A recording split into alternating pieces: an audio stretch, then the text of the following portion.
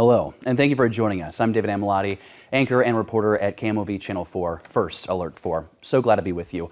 I just gave you a couple of titles, but another title that I'm really proud to have is an Eagle Scout. And like my dad always told me, once an Eagle, always an Eagle.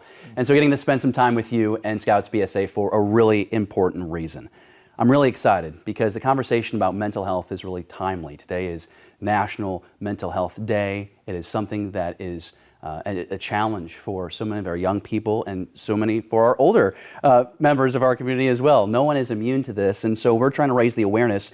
Scouts BSA in the greater St. Louis area actually made a plan going back in 2023, a 3-year strategic plan on how to address the mental health needs of our community. And so we're going to be discussing what the climate is right now in our community.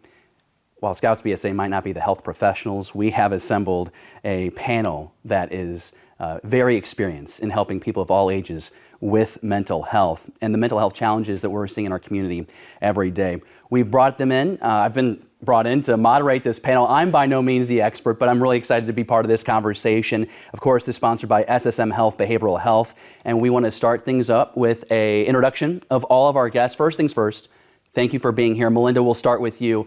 Quick introduction of who we are and why we're here. Well, thank you for having me here today. My name is Melinda McAliney, and I am the Executive Director with Community and Children's Resource Board of St. Charles County. We partner with and provide funding to 38 nonprofit organizations who work to address the mental health and substance use prevention and intervention needs of children and families in St. Charles County. We are funded through an 1/8 of a cent sales tax in St. Charles County. Thank you, Melinda. I am Stephanie Moore, the Vice President of Behavioral Health Services with Human Support Services. We provide professional counseling, substance use services, as well as intellectual and developmental disability services for individuals within our community. Hi, I'm Dave Haasis. I'm with the St. Louis Mental Health Board. I'm the Director of Clinical Partnerships there. And like Melinda, we do something very similar in the city of St. Louis. For the city of St. Louis residents, we fund both community mental health for adults and for children. Hi, I'm Dr. Duru Sakhrani. I'm a child and adolescent psychiatrist, as well as an adult psychiatrist with Compass Health Network. We are present in St. Charles County and really all across the middle of Missouri. And so we have a great stake in having the mental health needs of our adolescents, our children, and our young adults, our adults, in progressing and being very well aware. Dr. Bart Andrews, I'm the Chief Clinical Officer at Behavioral Health Response, or BHR. We man the local 988 provider and answer 988 calls for St. Louis City, St. Louis County, and the Youth Connection Helpline. We're incredibly grateful to our partners, the CCRB and the Mental Health Board, because we wouldn't have that Youth Connection Helpline without them. Very important. And if you're struggling, need to talk, you don't need to wait for it to be a crisis. You can just call 988. That number is there for you. Or if you're worried about somebody else, call 988. All great advice. I'm going to have you pass that to Melinda because we're having Melinda kind of kick things off. We want to talk about what is the climate of mental health needs in our community post and pre-COVID-19, the pandemic. First things first, though, can we get a baseline definition? What is mental health? Sure. According to the World Health Organization, they define mental health as a state of mental well-being that enables people to cope with the stresses of life, realize their abilities, learn well and work well, and contribute to their community. Wonderful. And so what does the climate look like post and pre-pandemic? Yeah, so let's give a little bit of information about what does that look like when we're talking about young people.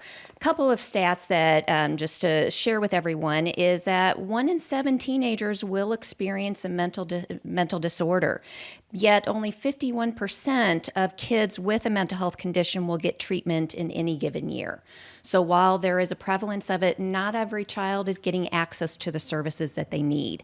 Anxiety disorders are the most common mental health disorders that we see amongst children, affecting almost 32% of teens. As I was preparing for today, was talking with a number of our funded agencies, just asking them, what have they seen since COVID? And without question, some of the themes that they're seeing among the children and youth that they serve is increased anxiety. So again, the number one mental health disorder among children, they're seeing more of that. They're also seeing young people presenting with more complex conditions than what they'd seen before. Also, an increased level of aggression that with COVID, a lot of times, especially younger kids, didn't have the same access to social emotional learning opportunities or social skills learning. And so they have these emotions, but don't necessarily know what to do with them. And so they're acting out in aggression. It's not wrong. It's just as adults, how do we understand what's going on with our kids? And the final thing that agencies are telling us is that they're seeing families with increased levels of stress. That as we've had inflation, it's more expensive to live, and so it's more expensive to provide those basic needs. And so particularly if you're in a low-income family, providing for those basic needs are becoming harder, which increases those stresses, which impacts that kiddo in that family unit. Now, we did mention once already 988, right? That is a number that we can call if you need help or you know someone who could use those resources. And so we want to make sure that we mention that a few times today. I want to pass the mic to Stephanie because I want to know about what steps adults, parents involved in the lives of our young people can take, either recognizing or responding to youth who are experiencing mental health needs, maybe before it gets to a crisis. Absolutely. The first thing I believe is gravely important is the rapport that we have with our youth.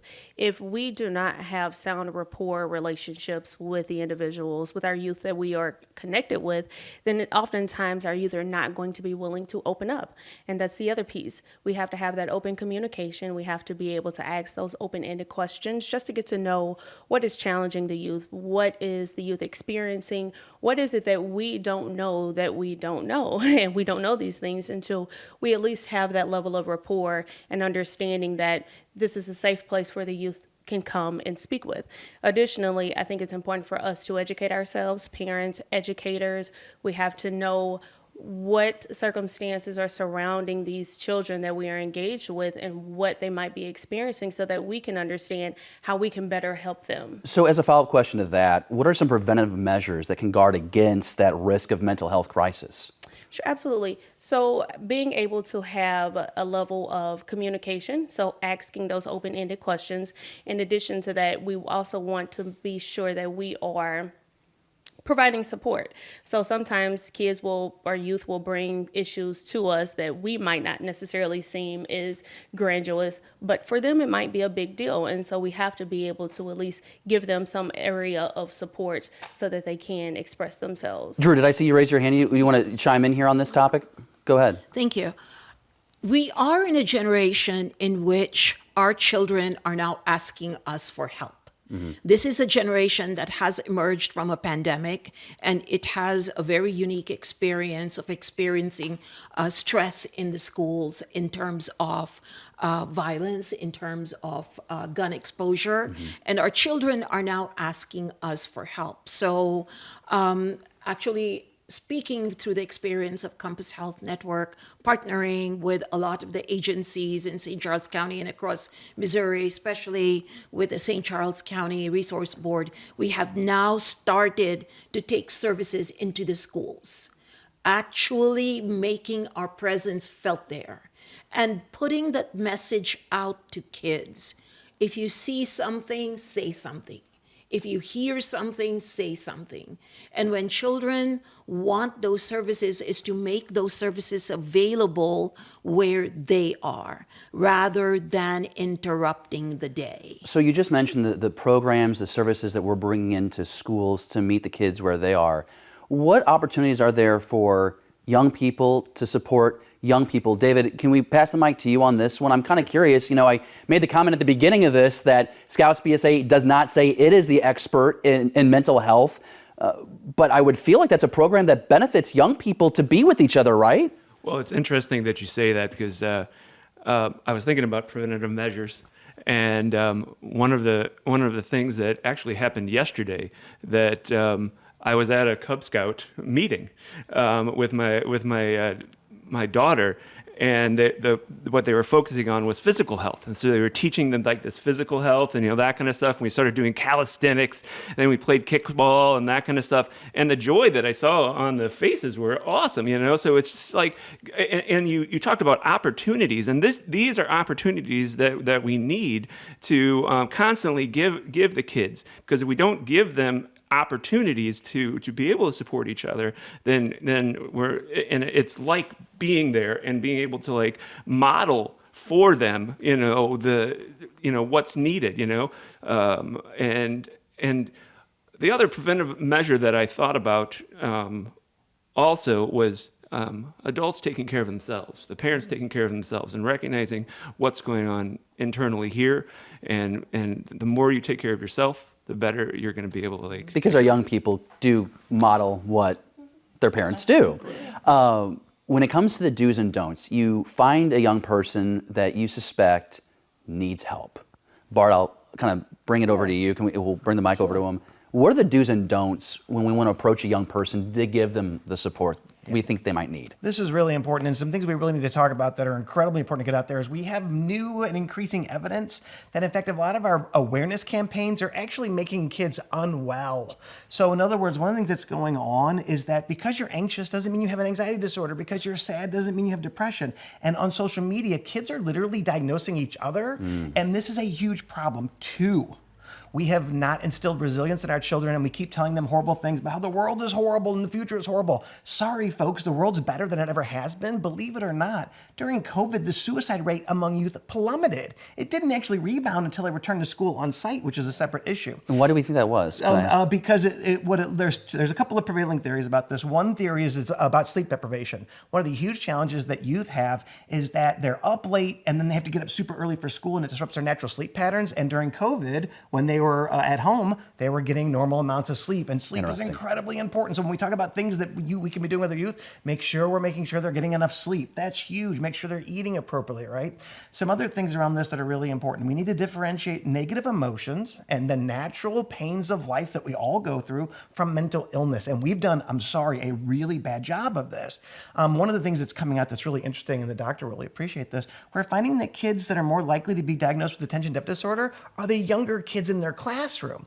And so what we see is the younger kids who may be 9 months younger than their peers obviously look a little more immature. They have a little more trouble controlling their impulses, and we're diagnosing them attention deficit disorder. Maybe not. Maybe they just need to grow up a little bit. So we need to do a couple of different things. We need to normalize negative emotions, sadness, anxiety, feeling scared. These are things that are a natural part of the human experience, and separate that out from having a mental health disorder, which is a very specific thing. 2, we need to make it okay to talk about our negative feelings. We need to normalize those negative feelings. And we also need to talk about individual accountability and internal locus of control. One of the biggest differences we're seeing in our youth these days is everything's externalized. I feel bad because the world's horrible. This message is coming from so many places. It's really unhealthy, y'all. Negative emotions and an external locus of control are correlated with so many bad outcomes. And we really need for our youth to recognize, yeah, things can be tough. Let's talk about what you can do about that, what action you can take, right? And also we want to make sure that folks know that help is available. The idea of getting help in schools, oh my God, that they can access care inside of a school is so incredibly important. And we're going to get some big dividends from that. No, I appreciate you saying that, because sometimes I think I hear parents, and I'm a young parent. I have a 20-month-old at home. I don't know, are we all parents on this panel? Do any kids? Okay, cool. So some of us say, okay, cool. So you just want to know, when your child starts getting older and starts showing signs, is it an awkward phase? Can you just assume they'll grow out of it? Or how do you know when you actually need to step in and provide some support for them? Is there anyone who would like to tackle that one directly on? Drew? There are lots of awkward phases in life. Lots of them. I feel like I've experienced some of that right now. And it's okay. It's okay. A 2-year-old will have tantrums. And a 2-year-old is described as having ADHD, but it is not. It is the natural immaturity of the neuromuscular system. That's why you have hyperactivity, you have inattention. And that is the role of the parent, is to find out where they are in developmental milestones and to keep saying, no is a valuable lesson. the way that we guide our children is absolutely important, because whether or not we consider them as looking at us, we are their first models. We are their first role models. The other role models are so far away. So if we know how to manage our anger, that's what they're seeing, that's what they're hearing, and that's what they will do. If we tell them, hey, it's time to sit down and count to 4 or count to 3, that's what they will do. And yet, you also have to partner with teachers, finding out in early life, are they verbal? Are they aggressive? Are they agitated? What can we help with behavioral modifications at home, at school? What services can be done? Because, not everything is pathological. Not everything needs to be brought to the forefront and identified as a difficult situation. And I've heard ADD mentioned a few times, and so I'll go on the record and said I was diagnosed, and I'm an April baby. So now I'm starting to wonder if I was one of those young kids that was really immature with all my friends. Want to ask about sleep. I want to ask about social media, monitoring the time that our young people are spending on social media, because I've heard both mentioned already in this conversation. Melinda, I'm seeing you shake your head quite a bit. I mean, how do we approach talking with our kids about the importance of sleep, the importance of an appropriate amount of time on social media to help them succeed? Right. Well, especially as your kids get into teenage years, those kinds of conversations are hard to have because they don't want you to tell them what to do. I think from a sleep perspective, I think, Bart, you were straight on. Research is showing that once you move from your young childhood years into teenage years, your natural sleep rhythms change. They flip-flop, and then they flip again once you get into adulthood. And so that kids they will stay up later and they need to sleep later, but yet school starts in high school at before the crack of dawn. They're walking out and waiting on the school bus. And so having those conversations and starting those healthy sleep habits when they are young, don't wait until they're a teenager or they're a tween to start addressing this from the offset, as 2-year-olds start talking about and encouraging and practicing those appropriate sleep habits and healthy sleep habits, and as a parent modeling that for yourself, so that once they do get into those teen years, it's easier. They've already developed some appropriate sleep habits. One of the things, my kids are 17 and 19, and one of the things that we did very early on moving into social media was that we had a policy, and we still do. They don't like it as teenagers, but we still do. And we practice this as parents, is cell phones are not allowed in bedrooms overnight. They stay in the kitchen. They're all plugged in the kitchen. And so that means that kids aren't having access to that phone at night. They're not staying up or being, encouraged to stay up late. It's good for my sleep health and my mental health to not have that phone in my room and to potentially just lean over and start scrolling, the doom scroll, and an hour later I'm still up. So that's another thing that you can practice is just, where you have that phone and having those conversations rather than saying you're not allowed to do this or you need to get off this, is having those conversations about the why. Why is it, why am I concerned about you having access to this app? What if and let's talk about this. And then let's talk about how do we develop some healthy habits together. And again, as a parent, what am I modeling? I'm seeing a lot of panelists here nodding their head. Bart, maybe you want to jump in here too, but I'd like to say, with Scouts, what do we say in the oath? Anyone familiar with the Scouting program? We need to be physically strong, mentally awake, morally straight. And those 3 components all play a big role in one's mental health. And so if you have a young person, how you talk to them at 5 is different than 9 and different at 13. So when we're thinking about our, Scouts, for example, you have to elevate that conversation, right, as they get older? Yeah, so we're going to talk about some things that are really important because the data on social media causing mental health distress in youth is falling apart, and it's falling apart quite rapidly. And there's issues with this because when kids are struggling emotionally, they're more likely to be on their phone. So which is causing which? And more evidence is saying, hey, when we do find effects, they're very small effects. At the same time, the things we're talking about here are really important. Kids need to learn how to control their use of their phone. They don't need to have their phone 24/7. They don't need to have their phone next to them when they're sleeping. In fact, I am absolutely for phone bans in schools. Kids need to learn how to relate with each other without their phones. Now, we need to be careful about that because it turns out some kids benefit from their phones. There are kids that particularly belong to LGBT community or may belong to a community where they don't feel like they belong, and they're finding people online that they're connecting with and feeling connected to. That's a good thing, not a bad thing. In fact, Utah did a study of all their youth suicides back in the teens, and they found that a large percentage, about 14% of the suicide deaths, were teens who had just had their phone or computer privileges taken away. Now, that doesn't mean that that caused their deaths, but we need to be very, very careful because we don't have a lot of clinical evidence about what happens when you do take kids' phones away. So some things that we're talking about now that make a lot of sense is that phones probably have good and bad things about them. There are some kids that benefit more than others. There are some kids that are hurt more than others.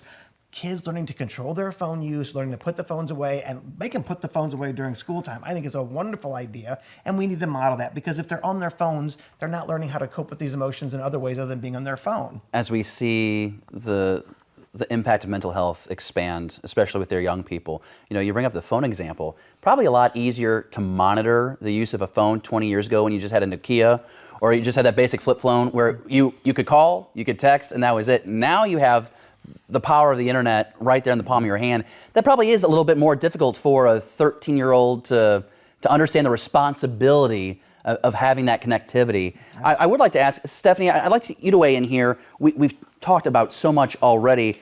At what point do we as a parent or a mentor need to say, okay, this young person, I think you'd really benefit from some professional help? When it starts to interfere with their daily lives, when we see that this youth is not engaging in activities that they used to engage in, when they have become more isolated, more withdrawn, we see a change in sleep patterns, a change in eating habits, we see a change in academic performance, all of those things on a consistent basis, right? We have to understand that consistency piece. When we start to consistently see these things, then we have to say something isn't right with this situation. Maybe we need to go and seek out some additional professional help just to make sure that it's not just an awkward phase or it's gone beyond that awkward phase, right? Transitions in life are normal. And so we have to see that this is starting to impact their daily activities. And when it's impacting their daily activities, then that's when we definitely need to reach in for some additional supports. I don't want to speak for anyone who is struggling right now, but maybe it's difficult when you have to accept or you have to at least be open to the idea that maybe I do need help. And now you're being told to talk with this other adult in the room. And you don't know who they are. And why are they telling me how I should think, how I should feel? Even if they're trying to give me comfort, how do we approach with the young person, because of the mental health challenges they're facing, distrust in that professional help? How do we talk to them about that? David, is this something that you want to weigh in on? Sure. Yeah, I think distrust is an ongoing issue, with kids. It's constantly building, like you said before, a rapport with them, and as a therapist, the first thing you're doing is building that rapport, is like sitting down and sometimes I've taken a walk with kids, to again give those opportunities to experience things that are not necessarily like that clinical base, but with the same thing with being in schools and that kind of stuff, is the parents being involved and going to the teachers and saying and making it very predictable for kids, is the other thing that really needs to happen, is this idea of okay, here's something that's happening, we're going to be doing this thing, and then it follows through that way, is really important. So what I'm hearing you say is, you're making a promise and you have to have the follow through so that way the young person is able to develop that trust. Correct. Drew, you want to chime in here? Yes. I would say that now we put it in a flow such as go to a person you're familiar with. That person who is familiar with may not be able to do anything for you, but can access somebody else for you. And because eventually who needs to be involved is the parent. So if you tell a friend, hey, I'm not feeling well, I really want to hurt myself, that friend should be comfortable enough whether it's a teen, whether it's an older person, comfortable enough to say, hey, let me see what I can do and let me get you the help. I can tell my mom to call your mom. Yep. Or if you're in school, let's go to Miss Smith, our counselor, and let's see if we can talk to her. These are familiar people. Miss Smith can access school programs, outside programs. And so here is another thing that we have put in place through Compass.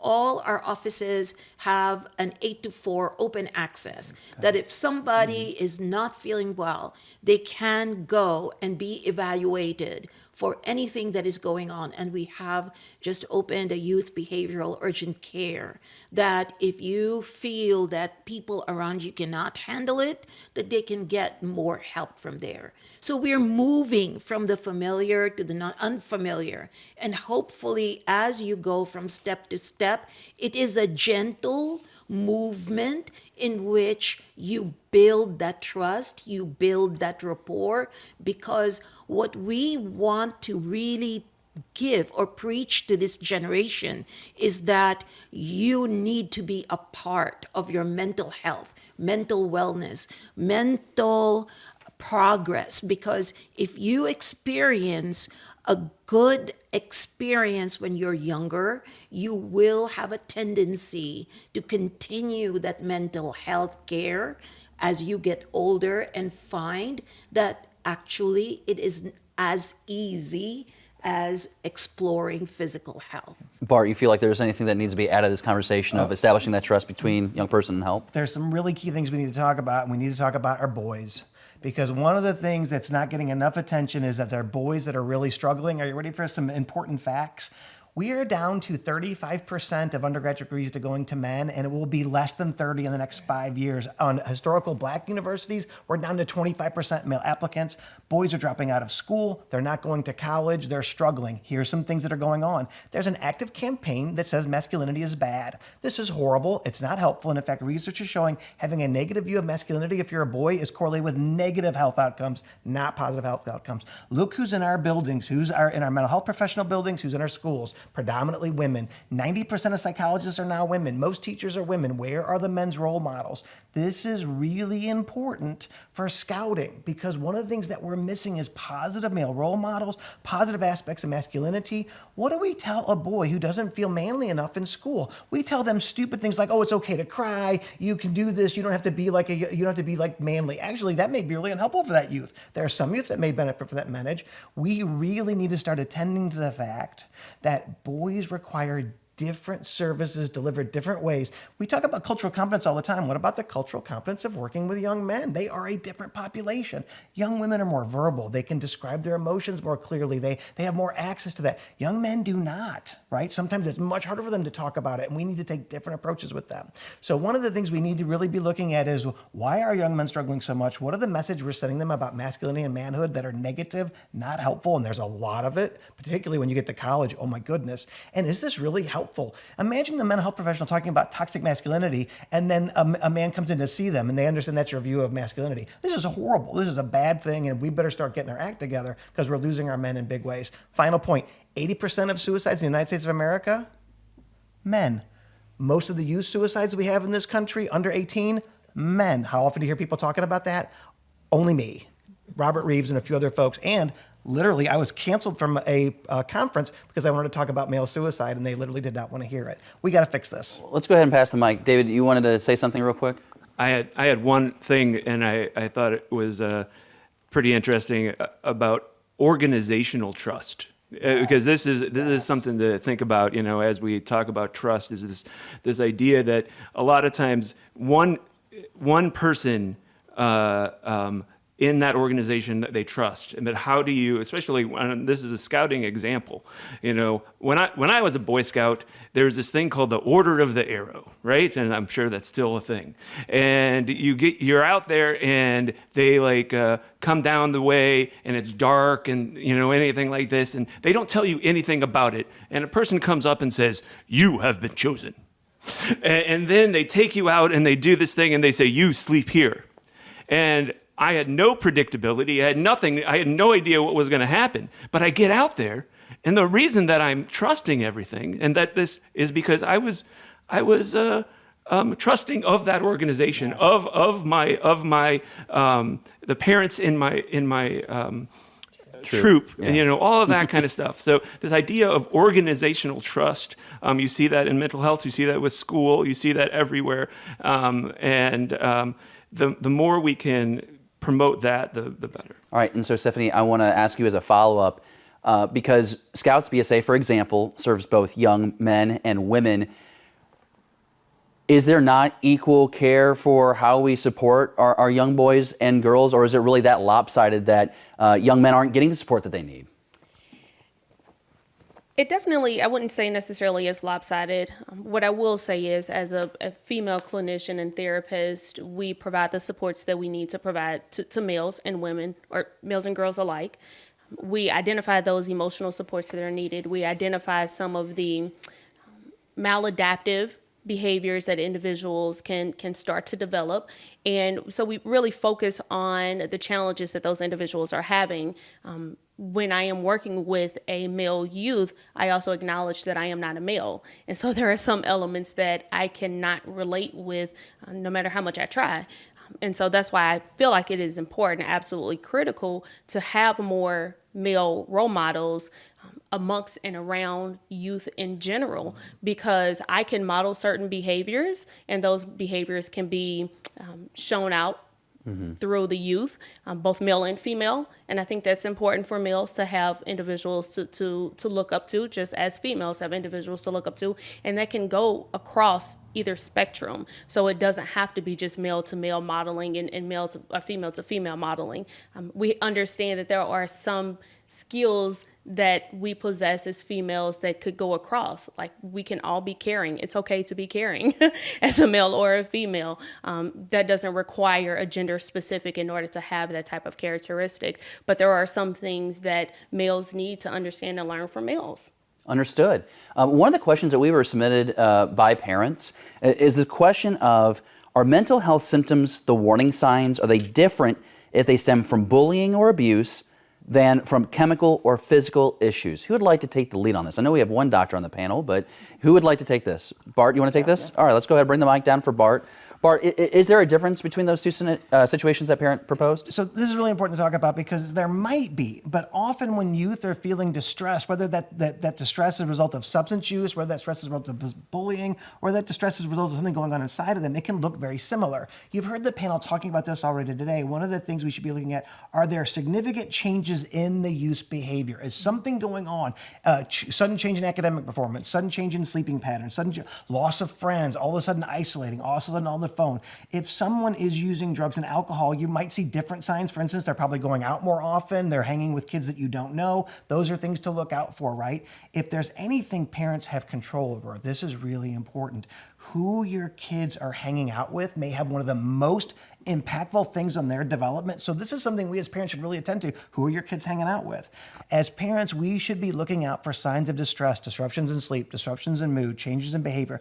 There can be lots of different causes that all look exactly the same in terms of the cluster of symptoms we're experiencing. And rather than trying to help you differentiate what might that be, much better to just focus on what are you noticing that's different, what are those pain points, what are those stress areas, and then getting a professional involved, because then we can help figure out what's going on. Because sometimes it may be a bunch of those things at the same time, right? Something that we've talked about, in fact, you just mentioned drug or alcohol abuse. Drew, something that we said, we talked about earlier, I'd like you to address here with the panel, is what Scouts BSA as an example can do for our young people in trying to avoid substance abuse. Unfortunately, as substances have become normalized part of behavior, it has become an understanding that these are actually good, acceptable for you at a very young age. And we stand to disagree. And so it becomes very important for us to, from a very young age, to encourage parents to involve their children in organizations that have structure, that have mentoring, that have goals, and are able to do reward systems in both in the Girls and Boy Scouts, that they have the progress, the badges, the ability to know that they're succeeding, that building of confidence, the building of achievement, to the point that we are taking them in a direction of self-understanding, of self-realization of where of their internal strength is, versus waiting for it to come from the outside and be delivered by substances. Melinda, I did notice that you were shaking your head a little bit. As a parent, I mean, do you have an example of maybe seeing that structure benefiting a young person, whether that's your own children or another youth that you're familiar with? Absolutely. And I think it's wonderful that one of the benefits of living in a large metropolitan area is the abundance of resources and opportunities that are out there. Now, we can talk a lot about being able to access it, being able to afford some of that if you're coming from a low-income background. But here in St. Louis, we have a large number of those opportunities, out-of-school opportunities for kids to be engaged, and a wide variety of them. It doesn't have to always be sports. We have opportunities for one of my children was very heavily involved in sports. She did anything and everything. My son hates competition. That is what causes anxiety in him. He does not like to compete, particularly on a team, because he doesn't want to let people down. So what has been his saving grace is his high school has an esports program. Now, we could argue I don't like him on the computer playing computer games all the time, but he's telling me he's practicing. So I can't argue, but that has been the most wonderful thing for him, to be able to do something outside of school hours, but also be engaged with other kids like him who have a passion for computer sports. And so it's engaging them, finding those opportunities for them to be structured, to be focused, and to be able to use to continue to develop those social skills. How do I interact with other people? How do I work together? How do I problem solve with others? Those are vital skills for us to learn as when we're young, that we're going to need through the rest of our lives. You know, David, you mentioned earlier here that you were just at a Cub Scout meeting, so you kind of have a front row seat. You can take the microphone. You get a front row seat at how this is working, and those opportunities, they continue as our Scout gets older. Oh, yeah. Yeah, I think that especially, with the Cub Scouts, and my daughter just started the Cub Scouts, and it was really interesting to see how she was kind of automatically welcomed into everything, and it was all boys and her, and it was just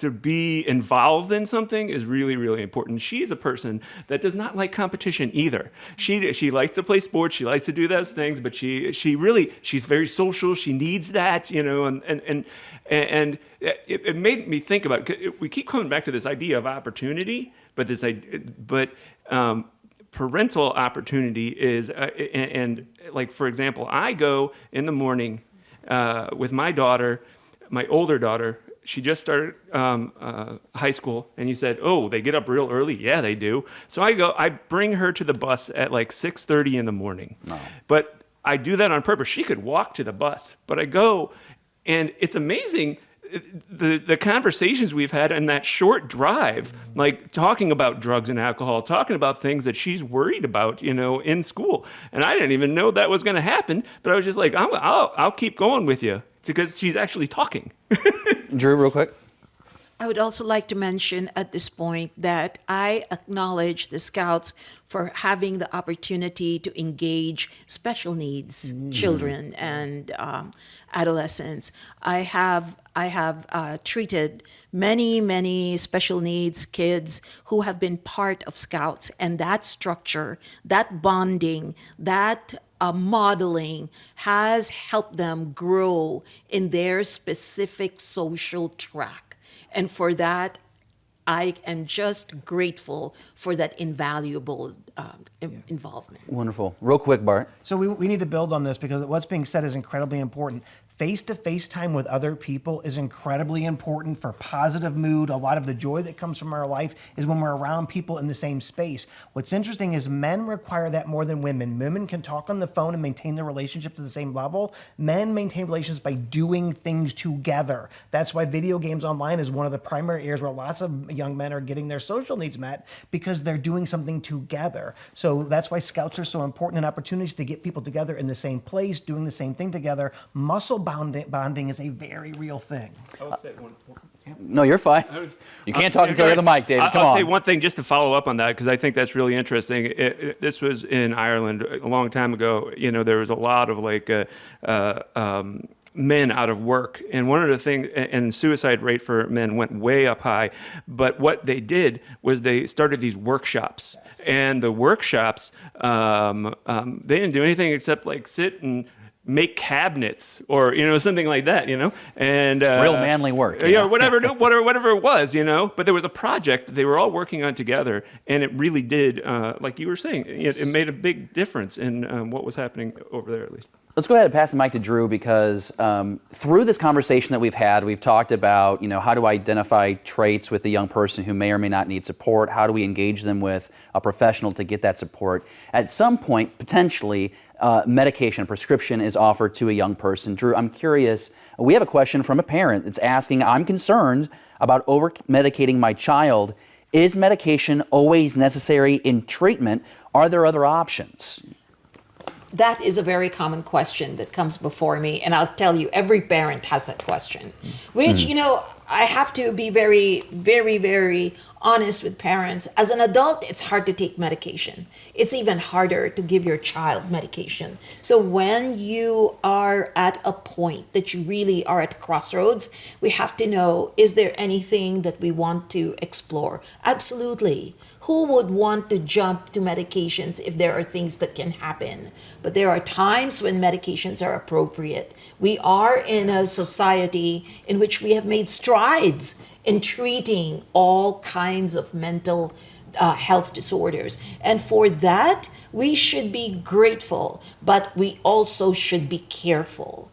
And so when we start treating children, if there is an appropriate need, by all means, we may start the medication very slowly with very clear indications for what we're treating it for, real close follow-up, and then partnering with the parent in watching the child to see how they react to the medication.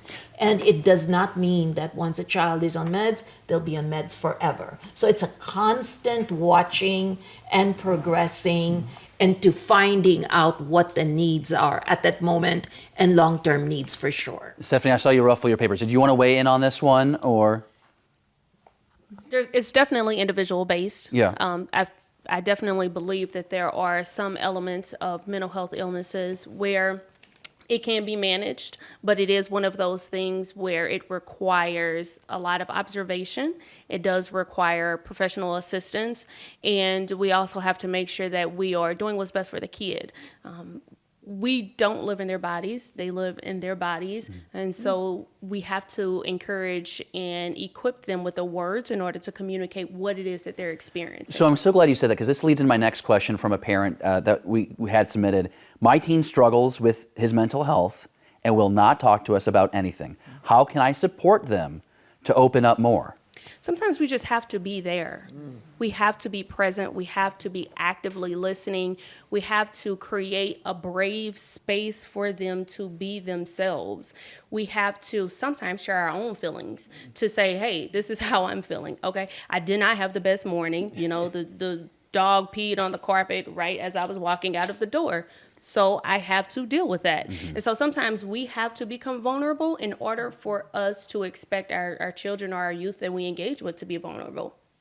Do you want to? Yes. Okay. Go ahead, Drew. The conflict of teenage years and tween years is to find out how different they are from their parents. And so that interaction with the parent is always very difficult, because the child who was the mom's side buddy when they were 6, 7, 8 years old suddenly changes in developmental milestones, and they now start to separate from their parent. So really and truly, we have to be there, like you said, and we have to get information not only from the parent, but try to involve what the teacher says in school, what the friends say, what everybody around them says, and really We have to be there. Be there, be there, be there.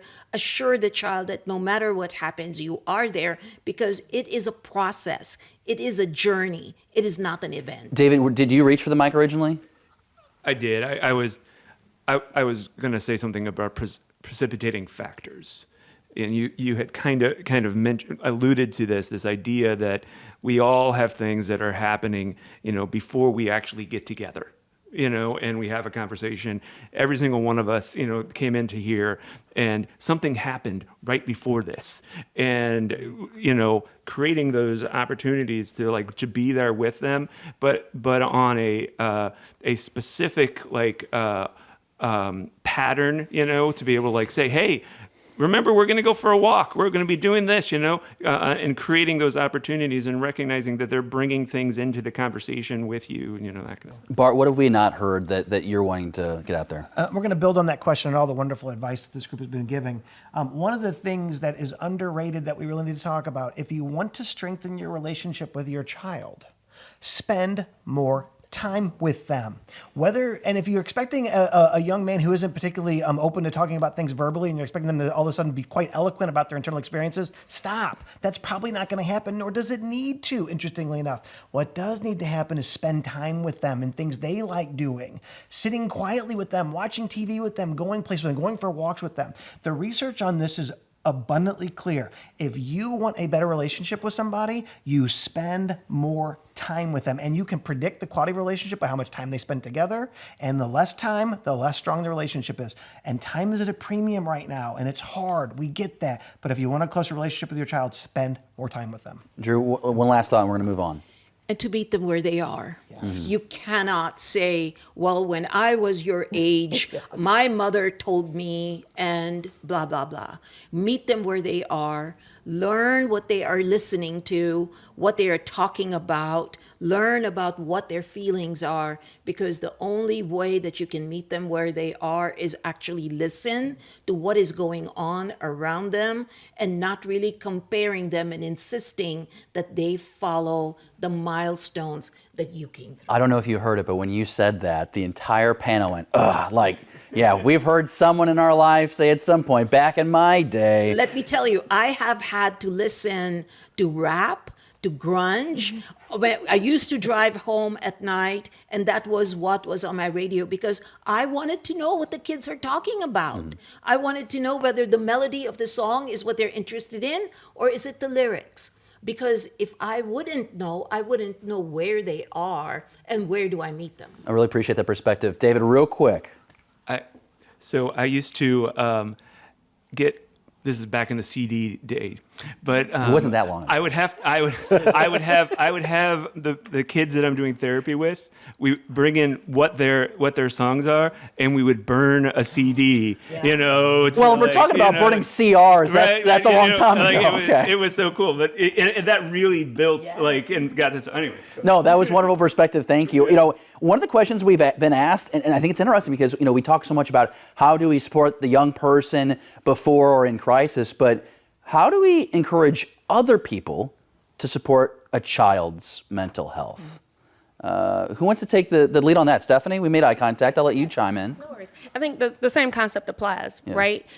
Yes, we may not be a youth's parent, but I always think of it as the aunties and the uncles, right? Yeah. So we still are creating that relationship. We are still having that brave space. We are still having those open conversations in order for that youth to just feel safe, in order to be who it is that they are, and for us to be able to meet them where it is that they are. So the same advice that I would give parents is the same advice that I would give to any adult that is engaging with you. Melinda, really, there's a value in a young person having strong mentors that maybe aren't their parents because it's heard differently. If a message comes from a coach, a teacher, maybe it resonates differently. Right. And it's important that we as the adults, as the people who are able to be those role models in a young person's life, it doesn't matter if it's my child or not. I can be that role model.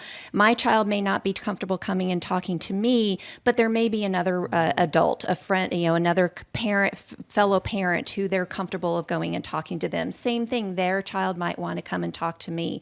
I think living in the St. Louis region, we have access to so many resources that are available. One of them that I encourage everyone to take access to, because it's free, my love language free, is youth mental health first aid.